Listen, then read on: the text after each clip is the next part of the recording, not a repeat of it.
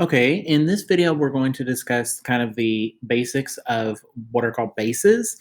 In a previous video, we discussed acids, but the goal of this is to kind of understand the basics of how we study acids, bases, and how they react in terms of acid rain.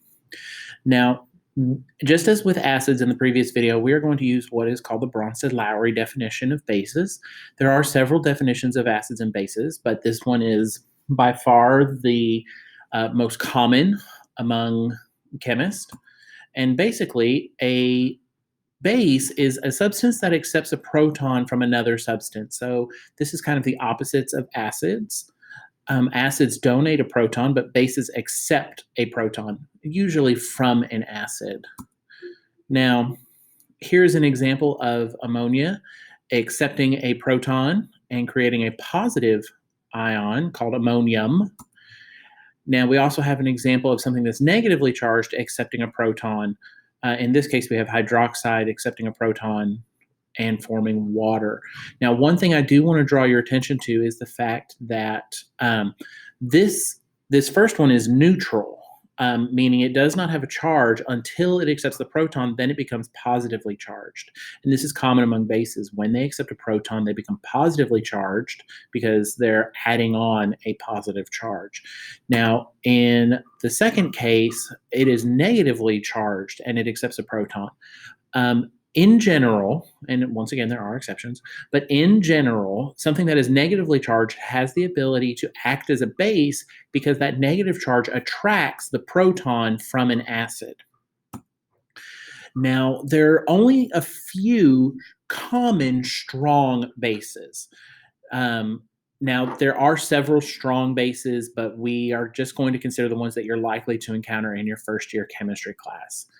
A strong base is a base that each molecule accepts a proton. So there are no leftover base molecules. They've all accepted a proton. So that's either there are no more negative charges, or at least so small we can't measure it, or there are no neutral charges and they've all become positive. Some examples are lithium hydroxide. Another one is sodium hydroxide. And then we have stuff like potassium hydroxide. You may have noticed that I'm just going down the alkali metal list. And then we have rubidium hydroxide and cesium hydroxide. Those are all alkali metals that end with hydroxide. So what happens is they go in water and they split up into their metal ion, which is positively charged, and a hydroxide ion, which is negatively charged. And that hydroxide ion acts as a base.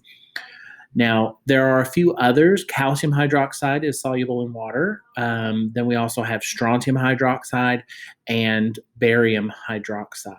So not all of the alkaline earth metals are strong bases, but the majority of them are.